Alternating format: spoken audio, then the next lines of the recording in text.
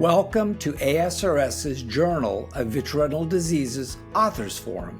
I'm your host, Dr. Timothy Murray, Editor-in-Chief of JVRD. On each episode of the JVRD Authors Forum, I will interview innovative retinal researchers on their studies featured only in JVRD and how these studies will impact our patients' care in our clinics. Tune in to hear directly from investigators about the clinical implications of the newest and highest quality research in the field of retina. Welcome to JVRD's Author Podcast. I'm pleased to be joined tonight by Dr. Alan Ruby, Associate Retinal Consultant of Royal Oak, Michigan. We're going to discuss his paper, Outer Retinal Optical Coherence Tomography Changes Associated with Intraocular Silicone Oil Administration. Welcome, Dr. Ruby. Thank you, Dr. Murray. It's a pleasure to be here. So, I think all of us have had these kind of concerns of silicone oil with visual compromise over time, and it's been hard to assess what that etiology has been. What drove you guys to look at this? So it's interesting. I have historically always done OCT on my patients right prior to removing the silicone oil, because luckily you can get a pretty good idea as to what the macula looks like, if there's any edema or an epiretinal membrane that you may need to address at the time of the surgery. So as we started looking at these preoperatively, we realized we were starting to see some changes in them that we could not readily explain. And the interesting thing was a lot of them postoperatively, the changes went away. So that was sort of the impetus for the study. And so I thought you did this in a nice way. You looked at macula-on and macula-off eyes, thinking that there's a potential difference. You evaluated them with OCT, and you looked afterwards, followed pre-visual acuity and post-visual acuity. What do you think the main take-home points for this were? It's interesting because this is one of those times where the clinical findings, the OCT findings, and the final outcomes did not necessarily match, because one would assume that if you saw OCT findings before the oil was removed that you thought may be contributing to the decreased vision, that those changes in OCT would portray a poorer visual outcome. But instead, what we actually found is that the majority of these changes went away after the oil was removed. It did not seem to impact the final visual acuities. Very, very different than a lot of things that we see in OCT that typically will predict what final visual acuity outcomes are. So we thought that was incredibly interesting. It really had not been reported before, if for no other reason than none of the other studies had looked at OCT preoperatively with the oil in, and then subsequently when the oil was taken out. So one of the things that we've discussed is potential fluctuations of intraocular pressure during oil placement or oil direct damage to the optic nerve. It didn't seem clear to me that those had any role in what you were looking at.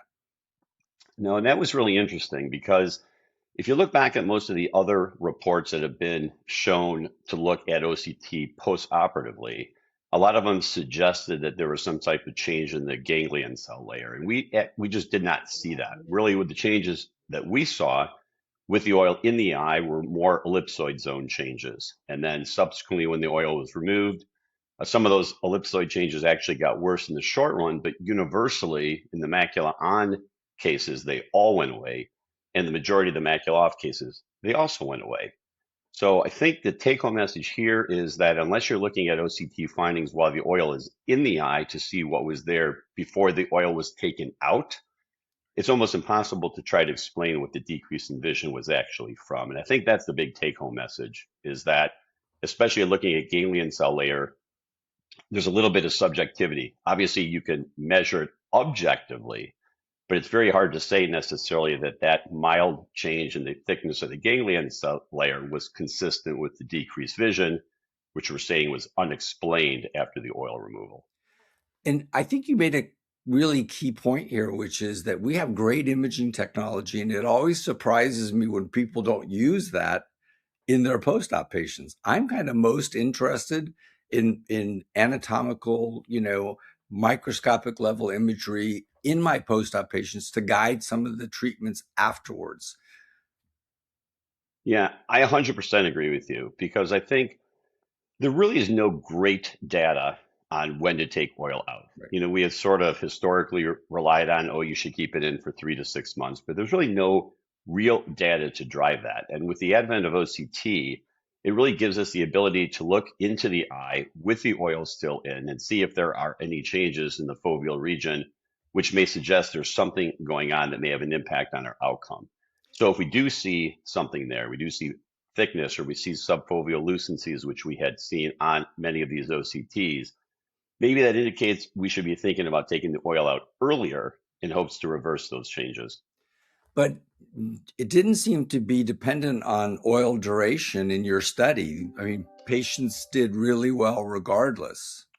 They did. And again, one of the shortcomings of this study is simply that there were many different surgeons who contributed patients. Therefore, we don't have a way of getting into the minds of these doctors as to whether or not when they saw these changes, did that in any way influence the timing of the removal. So while the OCTs could be looked at while the oil was in, we don't have a breakdown as to when the OCT findings were actually noticed, when the oil was taken out, and the subsequent change in resolution of those images and the difference that was seen on OCT. So you're 100% correct.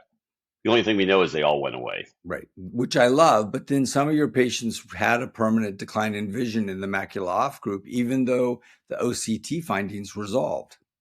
They did. And I think one of the questions remains is that was the oil in any way contributory to that decrease in vision, or was it just contributed from the macula-off status of the retina? Because one of the inclusion criteria is that once your macula was off, if you had a second surgery, at that time of the second surgery, the macula had to be attached at the time of the surgery to be included in this study group.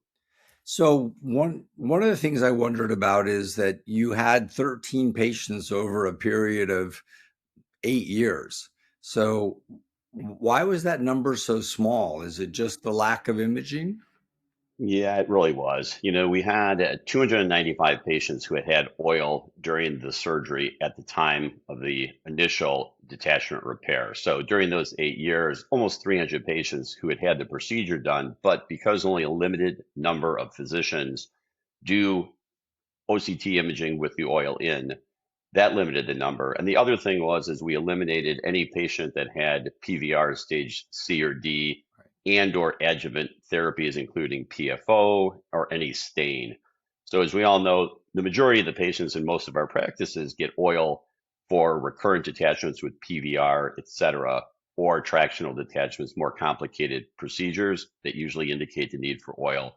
We deliberately excluded all of those to try to eliminate any confounding factors and looked only at those patients who had had primary oil for macula-on detachment, all of whom had a vitreous hemorrhage, or the macula-off detachments that we had talked about, none of whom had PVR.